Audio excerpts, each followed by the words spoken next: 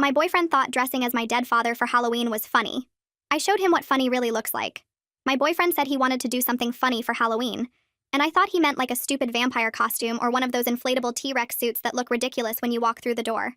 I never, not in a million years, thought he would actually show up at my apartment building dressed as my dead father. I opened the door and froze. There he was, wearing my father's old brown cardigan that smelled faintly of mothballs and cigarettes. The same plaid shirt my dad had always tucked in. The same round glasses perched on his nose. My stomach dropped so fast it felt like I was swallowing bricks. I couldn't move. My voice completely gone. My hands frozen on the door handle. "Ha! Surprise!" he said, grinning like it was a joke we were both in on, like this was supposed to be funny. I wanted to scream. I wanted to throw the pumpkin I was carrying. I wanted to hit him. I wanted to run away and never look back. My roommates peeked out from the living room, trying to figure out what kind of cruel trick was happening. "It's just a costume," he said again, coming closer, holding a candy bucket. I stepped back, heart hammering. "Do you even hear yourself? Do you even know what you're doing?" I shouted. He tilted his head, eyes wide, like he didn't understand. Like the world was a playground and he got to decide which pieces were allowed to hurt people and which weren't. I grabbed the pumpkin like it was a shield and waved it in front of him. "This isn't funny." He laughed. I could feel the blood rush in my ears. My roommate June whispered, "Is he dressed as your dad?" I nodded. My lips are quivering. I didn't know what to do. Part of me wanted to leave. Part of me wanted to slap him. Part of me wanted to disappear into the couch cushions. He stepped closer, leaning like he was going to pat my shoulder in that familiar, fake, comforting way my dad used to, the one that never comforted anyone. I flinched back and my foot hit the side of the coffee table. A glass wobbled. I could hear it rattling. He didn't care. He didn't even notice. "Come on, babe," he said. "It's just Halloween. You know I love a good prank." My stomach twisted. I could feel my hands shaking. I wanted to scream. I wanted to shove him out the door. "A prank? You dressed as my dead father as a prank? Are you insane? Do you even think about what you're doing to me?" I yelled. He froze for a second, blinking, like he had never imagined that costumes could have consequences. Then he shrugged and said, "I thought it would be funny. You're too serious." Too serious? I wanted to hit him. I wanted to shake him. I wanted him to understand, really understand, that this wasn't funny, that this wasn't a joke. My roommate finally stepped forward, voice low and sharp. "This is not okay. This is beyond weird. This is cruel." He laughed again. I felt like my stomach was going to collapse completely. "You need to calm down," he said, smiling like he had done nothing wrong. I grabbed the candy bucket and threw it at him, hard. It hit his chest and fell to the floor, candies scattering everywhere. He didn't move. He just looked at me like I was being dramatic. My hands were shaking. I could feel my vision narrowing.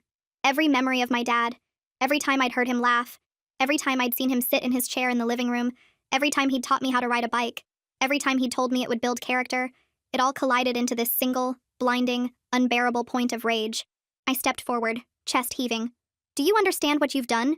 Do you realize how disgusting this is? You have no boundaries. This is my father. My dead father. And you—" I stopped. I couldn't finish. There were tears in my eyes. My roommate was staring at both of us. I wanted him gone. I wanted him to leave the apartment.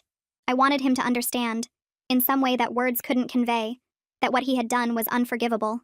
He finally raised his hands. Okay, don't get upset." His voice was fake calm, patronizing, like he always did when he thought he was right and I was overreacting. And that's when it snapped. Something inside me, some long-held patience that had been stretched thin by the way he always acted like nothing mattered, that everything was just a joke, that nothing serious existed unless it directly benefited him. Something inside me broke completely.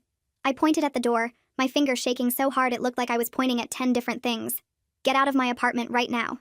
My voice came out louder than I meant it to, shaking with something I didn't even recognize in myself, something that felt like it had been building for months and just exploded all at once. He stood there in my father's clothes, his face doing this confused thing like he couldn't understand why I was being so mean to him, like he was the victim here, and that look made me want to scream even louder. June moved fast, stepping right between us, her body blocking him from getting any closer to me. "You need to leave immediately."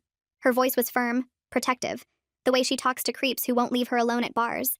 He blinked a few times, then finally started pulling off the cardigan, moving so slowly like he was doing us this huge favor, like we should be grateful he was listening at all.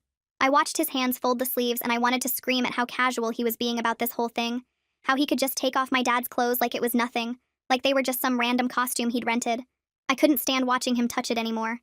I lunged forward and grabbed the cardigan right out of his hands before he could fold it properly, clutching it against my chest so hard my knuckles went white.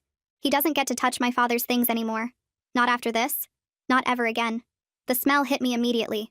This awful mix of my dad's old cologne that I'd sprayed on the cardigan months ago when I missed him too much, mixed with his cheap body spray that he uses way too much of.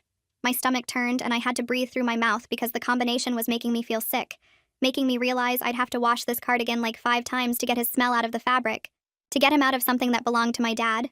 Can we just talk about this like adults? He used that calm voice, that talking down to me voice he always uses when he thinks I'm being crazy or too emotional. I told him there was nothing to talk about and he needed to leave right now, but instead of listening, he just walked over to my couch and sat down, settling in like he was planning to stay for hours, like he was getting ready for some long talk where he'd explain to me why I was wrong to be upset. Aria's door opened and she came out, her hair still wet from the shower, looking between all of us trying to figure out what was happening. "Did you seriously dress as her dead father for Halloween?" she asked him directly. No build-up, just straight to the point like she always does. His face went red and he started talking fast, explaining that it was supposed to be funny, that I always say I want to remember my dad, so he thought this would be a nice surprise, that he spent all week getting the costume perfect. Aria just stared at him with her mouth a little bit open, not saying anything, and the silence was somehow worse than if she'd yelled at him. I could see her looking at the plaid shirt, the glasses, putting together how much effort he'd put into mocking my dead father. I realized he wasn't going to leave on his own, that he was just going to sit there on my couch trying to convince me I was being dramatic until I gave up and apologized to him. "If you don't leave right now, I'm calling the building manager to have you removed." He finally stood up, throwing his hands in the air like I was being so unfair, so unreasonable, and headed toward the door while saying something under his breath about how I can't take a joke, how everything always has to be so serious with me. He stopped right at the door and turned around. "We'll talk when you've calmed down." Like this was just me being emotional. Like tomorrow I'd wake up and realize I'd overreacted and apologize for embarrassing him. "Don't contact me at all," I said, and he laughed. Actually laughed, like he didn't believe I meant it. Like he thought I'd be texting him in an hour, asking him to come back. That laugh made something click in my head, made me realize he'd never actually listened to anything I said, that every time I told him something bothered me, he'd just wait for me to get over it instead of actually hearing me. After he left, I collapsed onto the couch, just completely fell into it like my legs couldn't hold me up anymore. I started crying, these big ugly sobs that made my whole body shake, and June and Aria sat down on either side of me without saying anything at first. They didn't try to make excuses for him or suggest maybe I was being too harsh. Didn't do that thing people sometimes do where they try to see both sides. They just let me cry. And after a few minutes, June said what he did was completely messed up, and Aria agreed. And hearing them say it made me cry harder because I'd been so scared they'd think I was overreacting. June got up and came back with tea, the kind with honey that she knows I like, and Aria grabbed my phone off the coffee table. "Let me block his number before he starts texting you." I was shaking so hard that when I tried to take a sip of the tea, some of it spilled onto my shirt. And I realized this wasn't just about tonight. This was about every single time he'd dismissed my feelings and called it a joke. Every time he'd made me feel crazy for being upset about something he did. My phone started buzzing in Aria's hand before she could finish blocking him, like he'd been typing the whole walk back to his car. She looked at the screen and her face did this thing where I could tell whatever he was saying was bad. He's saying you embarrassed him in front of your roommates and he deserves an apology. The nerve of it, the complete nerve of sending that after what he just did. It made me laugh in this weird broken way that didn't sound anything like my normal laugh, this bitter sound that came out of my throat before I could stop it. Aria held the phone away from me and kept reading, and I could see her getting madder with each text that came through. Aria finished blocking the number and looked up at me with this serious expression I'd only seen a few times before. She said we should block him on social media too before he started posting his side of the story and making me look crazy. I nodded and handed her my phone because my hands were still shaking too much to do it myself. We spent the next hour going through every platform, Instagram and Facebook and Twitter and even LinkedIn, because he was petty enough to try anything. That's when Aria found the photos. She stopped scrolling and her face went pale and she turned the screen toward me without saying anything. There he was in my dad's costume, taking selfies in what looked like his bathroom mirror, grinning like he'd just won some prize. There were 5 photos total, different angles and poses, and in one of them he was doing a thumbs up. He'd been so proud of his idea that he documented it before even coming to my apartment. I felt sick looking at how happy he looked, how pleased with himself, like he genuinely thought this was comedy gold, and I was going to love it. June leaned over to see what we were looking at and said something I can't repeat here, but it perfectly captured how disgusting the whole thing was. I made Aria delete the photos from his account before blocking him completely, and watching them disappear felt like taking back some tiny piece of control. After we finished with social media, I opened our text messages because I wanted to see if there were signs I'd missed, red flags I'd ignored. I scrolled back through weeks of conversations and found exactly what I was afraid of finding. There was a message from 3 weeks ago where I told him I was having a really hard day because something reminded me of my dad, and he responded with a joke about zombie movies. 2 weeks before that, I'd sent him a long message about missing my dad's birthday and feeling guilty for not visiting the grave more often, and he'd changed the subject to ask what I wanted for dinner. I kept scrolling and finding more of the same thing, me sharing something real and painful, and him either making a joke or acting like I hadn't said anything important at all. June was reading over my shoulder and she pointed at one exchange where I'd apologized for being emotional about my dad, and she said I shouldn't have had to apologize for grieving. She started pointing out other messages, showing me this pattern I'd been too close to see, where every time I expressed a real feeling he either dismissed it or made me feel bad for having it.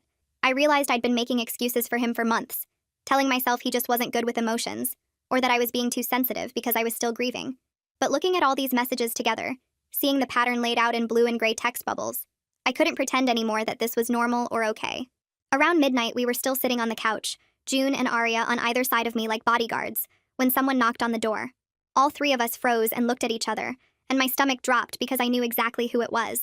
June got up slowly and walked to the door and checked the peephole, and when she turned around, her face confirmed what I already knew.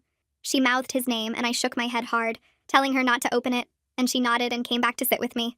He knocked again, harder this time, and then his voice came through the door saying he just wanted to talk, that he was sorry I got upset. The non-apology made my blood boil all over again because he wasn't sorry for what he did. He was sorry that I reacted badly to his hilarious joke.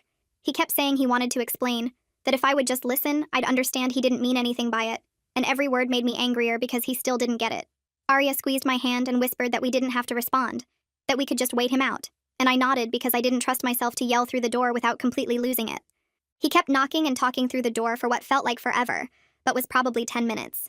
He tried different approaches, starting with the fake apologetic tone, then switching to frustrated and saying I was being unreasonable, then back to sweet and saying he missed me and wanted to fix this.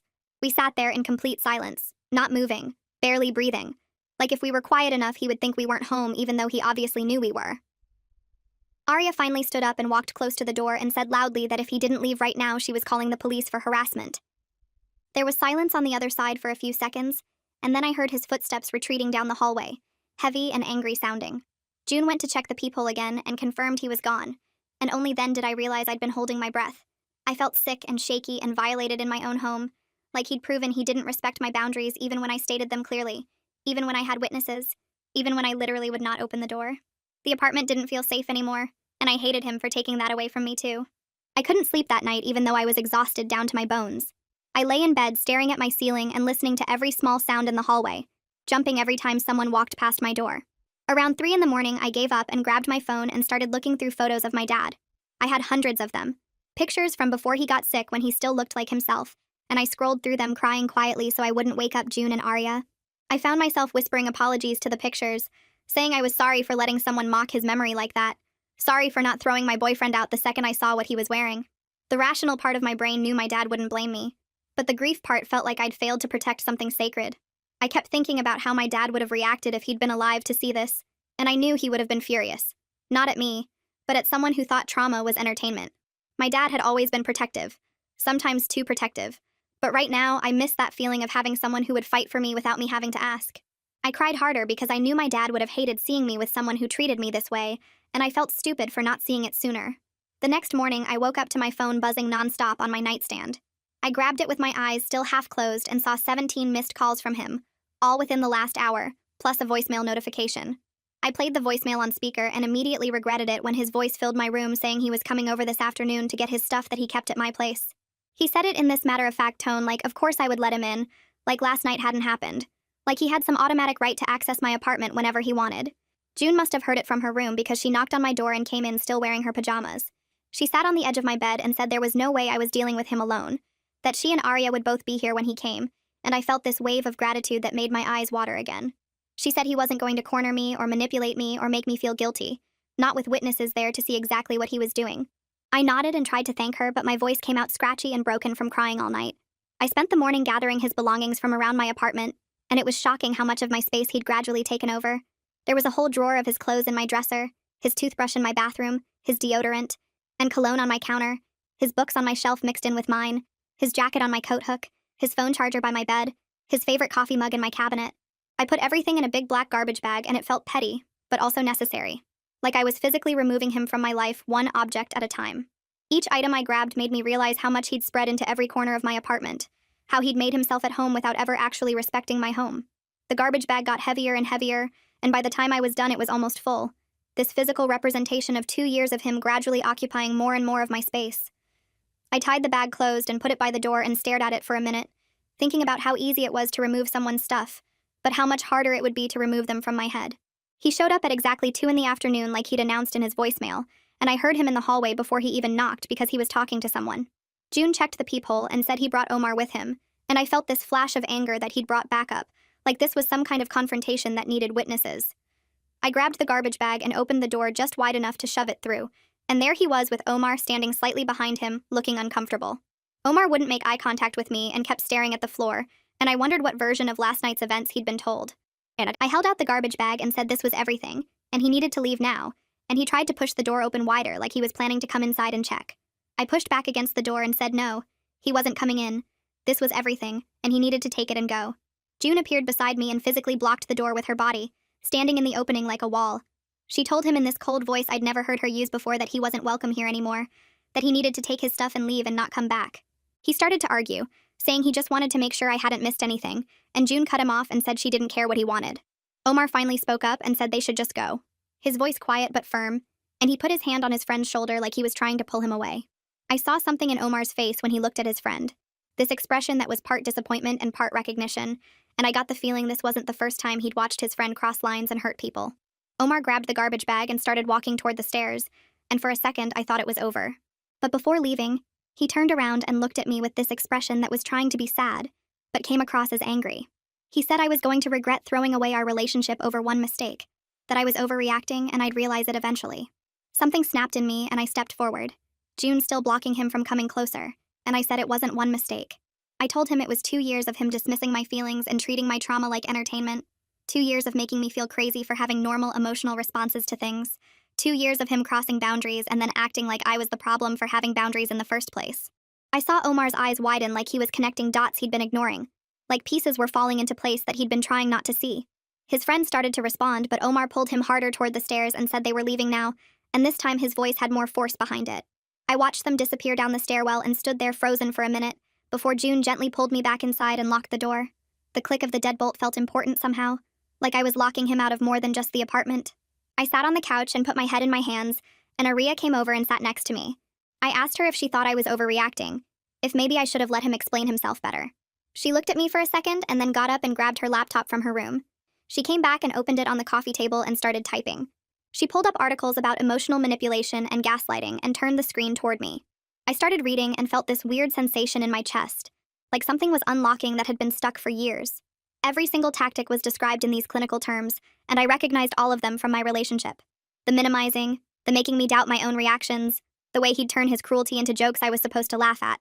Arya pointed to one section about how manipulators make their targets feel crazy for having normal emotional responses, and I remembered every time he'd told me I was too sensitive or too serious. June brought over tea and sat on my other side, and we spent the whole afternoon going through article after article. I kept saying things like, I can't believe I didn't see this before, and they both kept telling me that's exactly what manipulation does. It makes you blind to what's happening. June ordered Chinese food around 6, and we had this impromptu therapy session right there in the living room, where they helped me connect dots I'd been refusing to see. I told them about the time he'd made fun of my weight in front of his friends, and then said I couldn't take a joke when I got upset. I told them about when he'd shared a private story about my dad's death at a party for laughs, and then acted like I was being dramatic for crying in the bathroom. They both just listened and validated every single feeling, and I realized I'd been waiting for someone to tell me I wasn't crazy for 2 whole years. My phone buzzed on the coffee table and I saw a text from Himina asking if I was okay because she heard what happened. I stared at the message confused because I hadn't told anyone outside the apartment yet. I texted back asking how she knew, and she explained that Omar had told their whole friend group about the Halloween costume, and now people were asking questions about other pranks he'd pulled. I felt this mix of embarrassment that people knew, and relief that I wasn't going to have to explain it myself. Jimena asked if she could come over, and I said yes because I needed to know what people were saying. She showed up an hour later with wine and hugged me at the door before coming inside. We sat in the living room, and she immediately launched into this story about how he'd pulled a prank on his ex-girlfriend where he pretended to lose her cat for 3 days. She described how the ex had been completely panicked, putting up flyers and calling shelters, and the whole time he'd had the cat at his friend's apartment. My stomach twisted because I remembered him telling me that story months ago, and he'd made it sound hilarious, like the ex was being overdramatic about a cat. I'd laughed because I didn't know her side of it. Didn't know she'd been genuinely terrified her pet was dead. Jimena could see my face changing, and she said that's exactly why she wanted to tell me. Because he has this way of reframing his cruelty to make it sound funny when you don't know the full context. She pulled out her phone and showed me screenshots from their friend group chat, where people were sharing stories about his pranks. I scrolled through message after message and saw this clear pattern of him targeting people's vulnerabilities and calling it humor. Someone mentioned he'd made a joke about their friend's miscarriage at a party, and I felt my hands start shaking because I remembered that night. I'd left early because something felt wrong, but I couldn't articulate what it was, and now I knew it was because I'd watched him mock someone's grief, and everyone had laughed because they didn't know how else to react. Jimena pointed to another message about how he'd once pretended to forget his girlfriend's birthday for a week as a prank, and I realized every single story followed the same structure. He'd find what hurt someone most, and he'd poke at it until they broke, and then he'd act like they were being too sensitive when they got upset. I asked Jimena why no one had said anything before, and she admitted they'd all been uncomfortable. But nobody wanted to be the one to call him out, because he'd just turn it around and make them look like the problem. I grabbed my notebook from the coffee table and started writing down every incident I could remember where he'd crossed a line, and then made me feel crazy for being upset.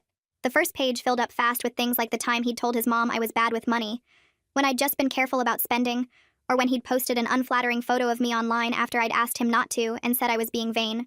The second page covered all the times he'd dismissed my grief about Dad, making jokes about death or changing the subject when I needed to talk.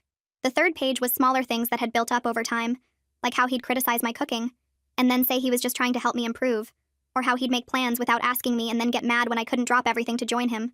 I stared at these 3 pages and felt stupid for staying so long, but also validated that my anger was completely justified.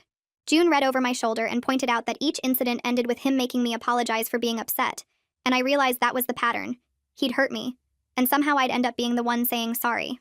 Jimena suggested I talk to his ex-girlfriend directly because she'd apparently gone through something really similar and might help me understand I wasn't alone.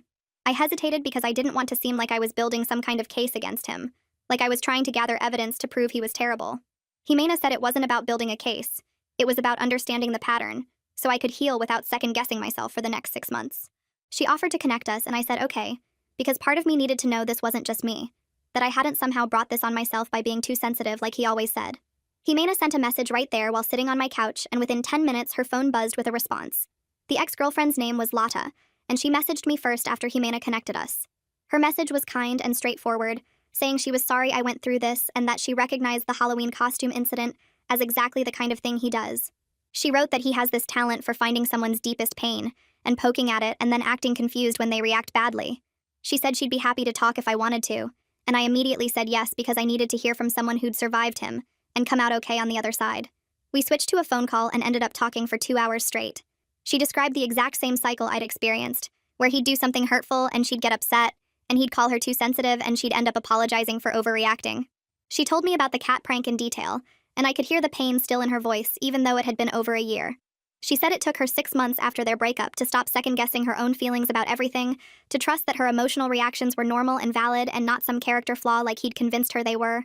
Lotta mentioned that he has a brother who's actually really kind and had apologized to her after the breakup for not seeing what was happening during their relationship. I realized she was talking about Marlon, and I'd met him a few times at family dinners. He'd always seemed uncomfortable around his brother's jokes, like he wanted to say something but didn't know how. I wondered if he'd seen things I'd been too close to notice, if he'd watched his brother hurt me the same way he'd watched him hurt Lotta and felt powerless to stop it. Lotta said Marlon had reached out to her months after they broke up to say he was sorry for not speaking up, that he'd been trained since childhood to excuse his brother's behavior, and he was working on breaking that pattern. The conversation with Lotta made me feel less alone, but also sad that there was apparently a trail of women who'd been through this same cycle with him, all of us thinking we were the problem until we got far enough away to see clearly. My phone rang 2 hours after I hung up with Lotta, and I saw Salvador's name on the screen. Mom had told him everything, and he sounded mad in a way I hadn't heard since we were kids, and someone broke my bike on purpose. He said he was getting in the car right now and he'd be there in 3 hours, and I should make a list of anything I needed from the store. I told him he didn't have to drive all that way, but he was already starting his engine and I could hear him putting the call on speaker. He showed up at my door with 4 grocery bags and a pizza from my favorite place near his apartment, the one that makes the garlic knots I used to eat every weekend when I visited him in college. I opened the door and saw his face and just started crying again, the kind of crying where you can't really breathe right and your whole chest hurts. He put the bags down and hugged me and didn't say anything about me getting tears and snot all over his jacket. June and Arya gave us space and went to Arya's room, and I realized how alone I'd felt the past 2 years, how much I'd stopped calling my family because he always made comments about me being too attached to them. We unpacked the groceries and Salvador had brought all my comfort foods, the specific brand of mac and cheese I liked as a kid, the cookies Dad used to hide in the pantry, even the weird potato chips I couldn't find anywhere near my apartment. He started making dinner and asked me to tell him everything, and I went through the whole story again, starting with Halloween night. Salvador listened without interrupting, and I watched his jaw get tighter and tighter as I described the costume and the dismissive way my ex had acted. When I finished, he put down the spoon he was holding and turned to look at me. He told me he'd never liked my boyfriend but hadn't said anything because I seemed happy whenever I talked about the relationship. I asked him what he saw that I didn't, and Salvador described how my ex would make small comments about me in front of other people, little jokes about how I was too sensitive or too serious or too worried about things that didn't matter. He said the comments always came with a laugh, so if anyone looked uncomfortable, he could act like he was just joking around, and I was the one taking it too seriously. Salvador mentioned family dinners where my ex would tell stories that made me look silly or overdramatic, and then pat my hand like he was being affectionate. I felt sick remembering those dinners and how I'd laughed along because I didn't want to seem like I couldn't take a joke. Salvador said he'd pulled Mom aside once to ask if she noticed it, and she had, but they both decided to stay quiet because I was an adult, and they didn't want to interfere. I understood why they hadn't said anything, but part of me wished someone had pointed it out sooner, had given me permission to trust my own discomfort. We spent the evening on the couch watching old action movies that Dad used to put on every weekend, the ones with terrible dialogue and explosions that made no sense. Salvador grabbed the remote during a commercial break and said something about how Dad would have punched anyone who disrespected me the way my ex had. The comment came out casual, like he was just stating a fact, but it hit me hard enough that I started laughing and crying at the same time. Salvador looked worried until I explained I was okay, that I just realized I'd spent so long trying not to be too sensitive that I'd forgotten I actually deserved basic respect from someone who claimed to love me. He nodded and said Dad had always told him to watch out for me, not because I was weak, but because some people see kindness as a target. We finished the movie and I fell asleep on the couch with my head on Salvador's shoulder, feeling safer than I had in months. The next morning my phone buzzed with a message from Omar asking if we could talk, and my first instinct was to block him immediately. I read the message 3 times looking for some trap or trick until I got to the part where he said he wanted to apologize for his part in what happened. I showed the message to Arya and she offered to come with me if I decided to meet him, said she'd sit at a nearby table and run interference if he tried anything manipulative. We agreed to meet at a coffee shop near campus, and I spent the whole walk there trying to figure out what he could possibly say that would make any difference. Omar was already sitting at a table when we arrived, and he looked genuinely uncomfortable in a way I'd never seen before, like he'd been up all night thinking about this conversation. Arya took a table close enough to hear if I needed her, and Omar immediately started talking about how he'd known the costume was a terrible idea from the moment his friend mentioned it. He said he'd tried to talk him out of it, but didn't push hard enough because he'd spent years dismissing his own instincts when it came to his friend's pranks. Omar described how he'd watched his friend do things that made people uncomfortable for years, always laughing it off, always convincing everyone, including Omar, that it was just harmless fun. He said he'd been thinking about all the times he'd seen someone's face fall after one of the pranks, and how he'd just joined in the laughter instead of checking if they were actually okay. I listened and tried to figure out if this was genuine or just another manipulation tactic, but Omar kept going, talking about how he'd realized he'd been complicit in hurting people by staying silent. He pulled out his phone and showed me texts from weeks before Halloween where he'd tried to talk his friend out of the costume idea, messages saying it was too far and would really hurt me. I read through them and saw Omar had tried at least a little bit, but I told him trying wasn't the same as actually stopping someone, that sending a few texts and then showing up anyway made him part of the problem. Omar nodded and said he understood that now, that he was planning to distance himself from the friendship because he couldn't keep making excuses for behavior he knew was wrong. Arya came over to our table and asked Omar directly if he thought his friend understood why what he did was wrong. Omar hesitated, and I could see him choosing his words carefully before he said he thought his friend genuinely didn't see other people's pain as real, if it was inconvenient for him. The way he said it, so clinical and detached, made me realize I'd dated someone who actually lacked basic empathy, and somehow convinced me that was normal. We finished our coffees, and Omar apologized again before leaving, and Arya asked me if I felt any better after the conversation. I said I didn't know, but at least Omar had tried to take responsibility for his part, which was more than I expected from anyone in that friend group. I went back to work after taking 2 days off, and my coworkers were supportive without asking too many questions about what happened. They'd noticed I seemed off, and a few people brought me coffee or offered to help with my projects without making a big deal about it. My boss called me into her office around lunch, and I thought I was in trouble for taking the time off, but she just said she'd noticed I seemed distracted, and I should take whatever time I needed. I started tearing up right there in her office because I wasn't used to people actually prioritizing my well-being over productivity or convenience. She handed me tissues and told me about a bad breakup she'd gone through years ago, and how taking time to process it had been the best decision she'd made. I thanked her and went back to my desk feeling a little less alone in all of this. The next day, I walked outside for my lunch break and froze when I saw my ex standing across the street, just watching the building entrance like he was waiting for me. My coworker Sarah came out behind me and noticed me staring and asked if I was okay. I pointed him out and she immediately asked if I wanted her to call security, and I said yes without even thinking about it. Sarah went back inside and 2 security guards came out within minutes, and I watched from the doorway as they walked over to my ex and talked to him. He gestured toward me and tried to explain something, but they escorted him away from the building and told him not to come back. Watching him get removed from my workplace gave me this surge of power I hadn't felt in years, like I was finally taking up space and setting boundaries that people actually respected. I went back inside and Sarah asked if I was okay, and I realized I actually was. That seeing him get consequences for his behavior made everything feel more real and less like something I'd imagined. That night, I opened my email and saw a long message from him with the subject line saying we needed to talk. I read through it 3 times looking for an actual apology, and found nothing except paragraphs about how I'd turned our friends against him and ruined his reputation over a misunderstanding. He wrote about how hurt he was that I'd ended things without giving him a chance to explain, how I'd made him look bad by telling people what happened, how he'd always supported me and this was how I repaid him. Every paragraph focused on his pain and his reputation, and how I'd wronged him by having boundaries and telling the truth. I read it again, and realized there wasn't a single sentence where he acknowledged what he'd actually done or how it had affected me, just pages of him playing the victim and making my trauma about his inconvenience. I opened a new email and forwarded the whole thing to Lada without adding any commentary, because the email spoke for itself.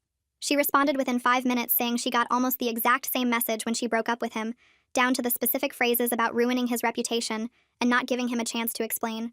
We started texting back and forth about how he apparently kept a template for playing the victim, just swapping out names and specific incidents while keeping the core manipulation intact.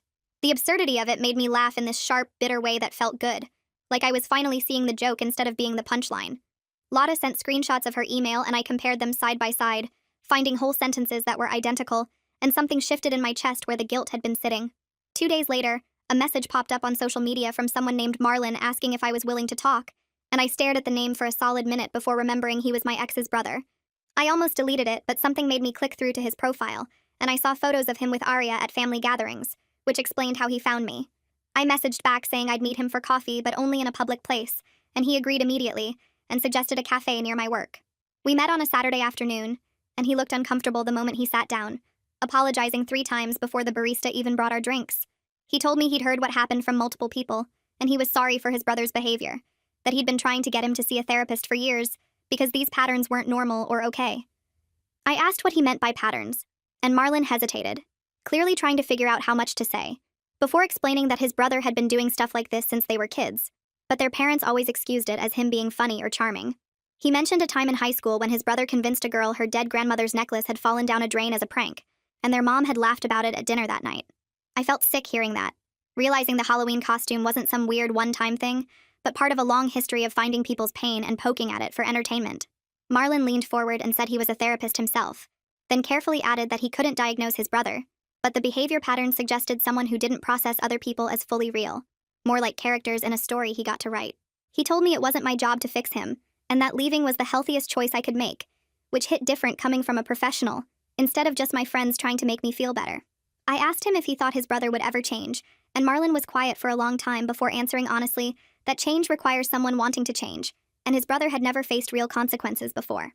Every time something happened, their parents smoothed it over, or the friend group moved on, or the girlfriend eventually forgave him, so he never had to actually look at his behavior and decide it was wrong. Marlon mentioned that he'd tried talking to his brother about therapy multiple times over the years, but it always turned into a joke or an accusation that Marlon was being too serious. The same thing my ex always said to me. We finished our coffees and Marlon apologized again before leaving, and I sat there for another 20 minutes just processing the conversation. Something about hearing it laid out so clearly made me stop waiting for my ex to suddenly understand what he did wrong, this hope I'd been holding on to that he'd have some big revelation and apologize properly.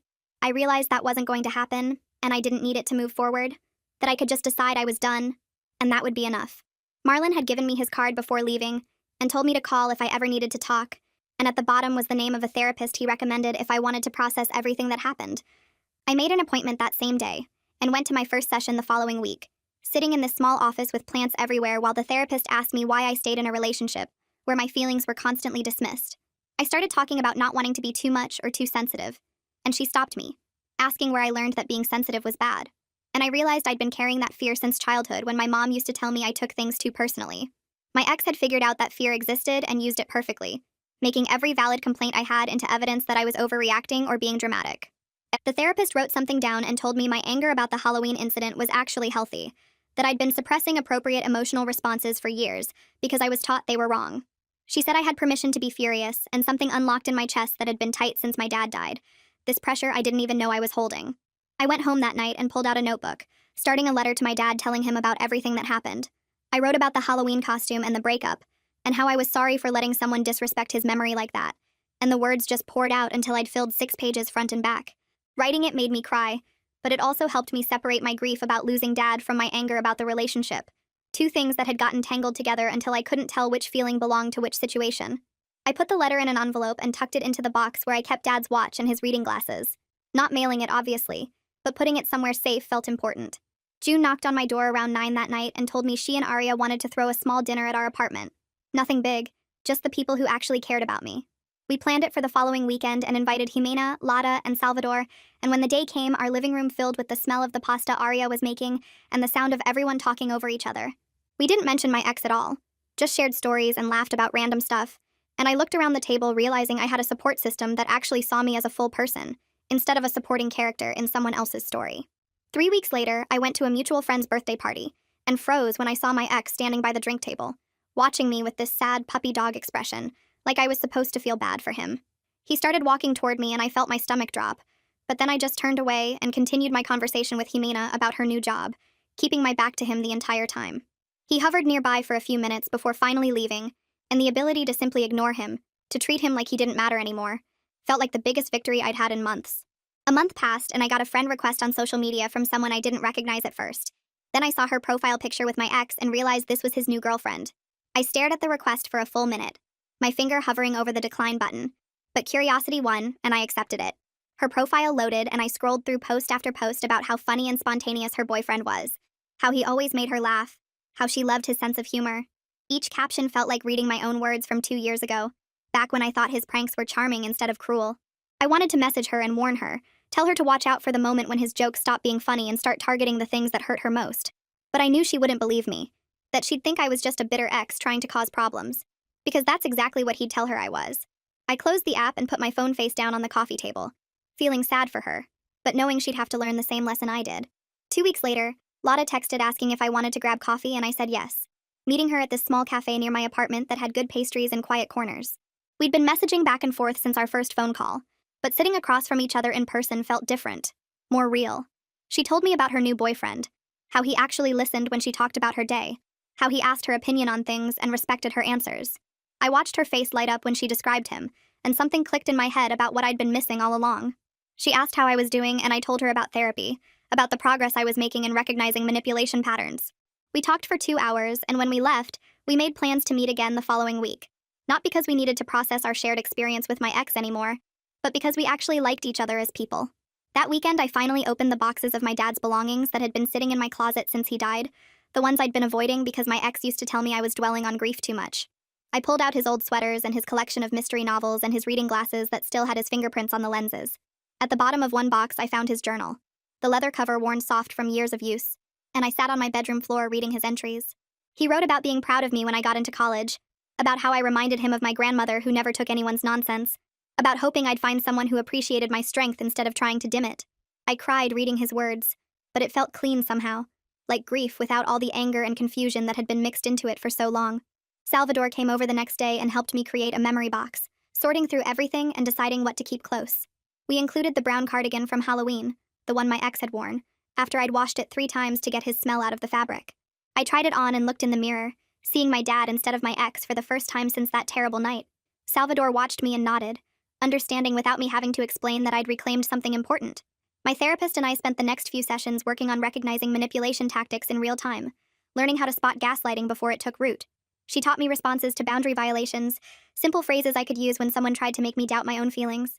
We practiced me saying no without explaining myself, without justifying my decisions, just stating what I wanted and letting that be enough.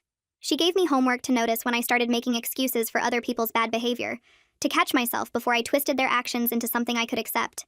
I started going on casual dates through apps, nothing serious, just coffee or drinks to practice being around men again. The 3rd date I went on was with this guy who seemed nice enough until I didn't laugh at his joke about women drivers. His whole face changed and he got defensive, asking if I was one of those feminists who couldn't take a joke. I felt that old familiar pressure to smooth things over, to laugh and say I was kidding, to make him feel better about his bad joke. Instead, I stood up, put money on the table for my drink, and told him I was leaving. He called after me asking what his problem was, and I didn't even turn around, just kept walking to my car. Driving home, I felt this rush of power, like I'd passed some test I didn't know I was taking. Jimena called me the following week with an update about my ex that she thought I should know. She said he'd been complaining to their friend group that I was telling lies about him, trying to ruin his reputation.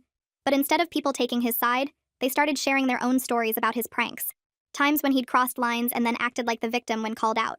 She said he was becoming more and more isolated as people connected the dots and realized his behavior was a pattern, not just isolated incidents. I listened to her talk and realized I felt nothing about his social consequences, no satisfaction or vindication, just a mild interest like she was telling me about someone I barely knew.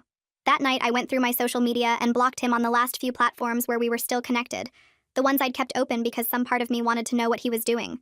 I deleted his number from my phone and removed the photos I'd hidden in a folder instead of deleting completely.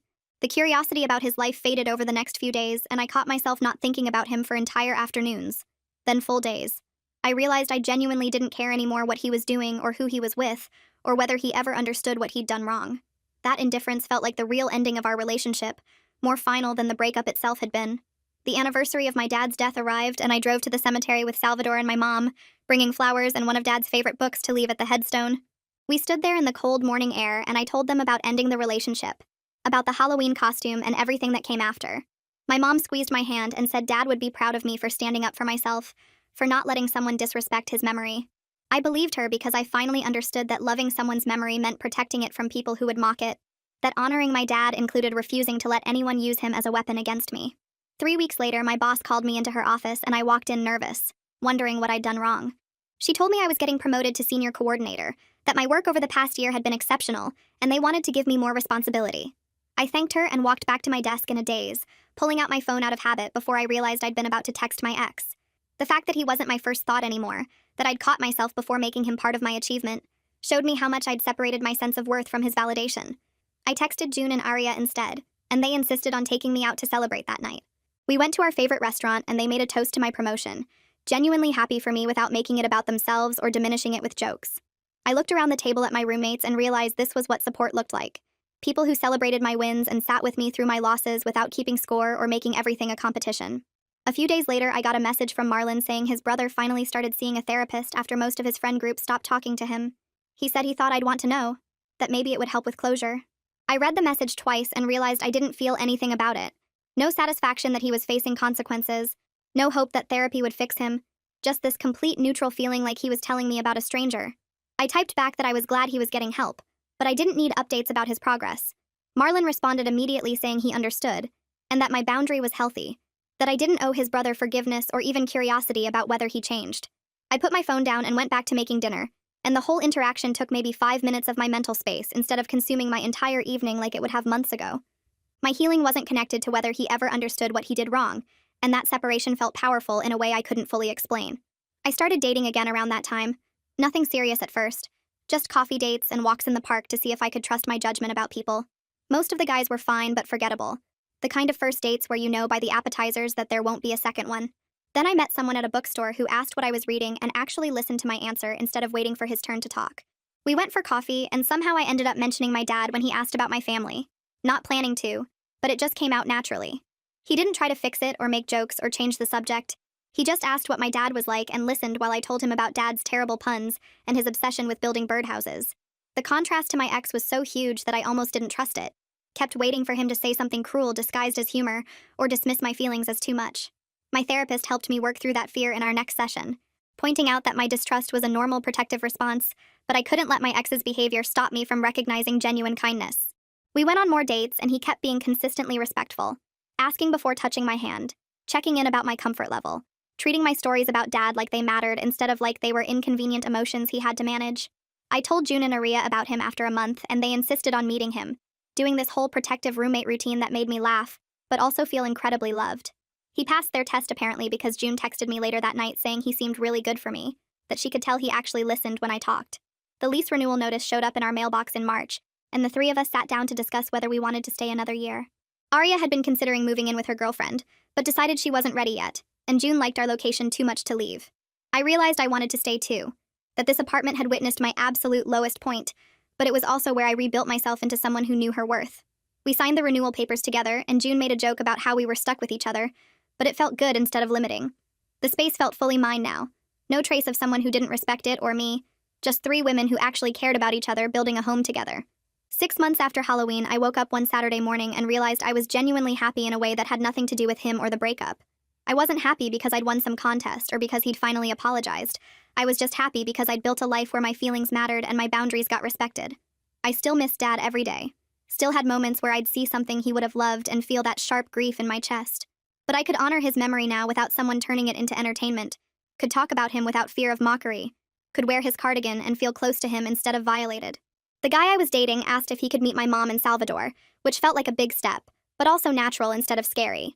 We drove out to visit them on a Sunday, and he brought flowers for Mom and asked Salvador about his woodworking hobby, and I watched him interact with my family without trying to be the center of attention or turn everything into a joke. Mom pulled me aside while the guys were looking at Salvador's workshop and told me this one seemed different, that she could see him actually caring about my happiness. I agreed because it was true, and that truth felt like the best possible outcome. Not some dramatic revenge or cosmic justice, just peace and the knowledge that I deserved better than what I'd accepted before.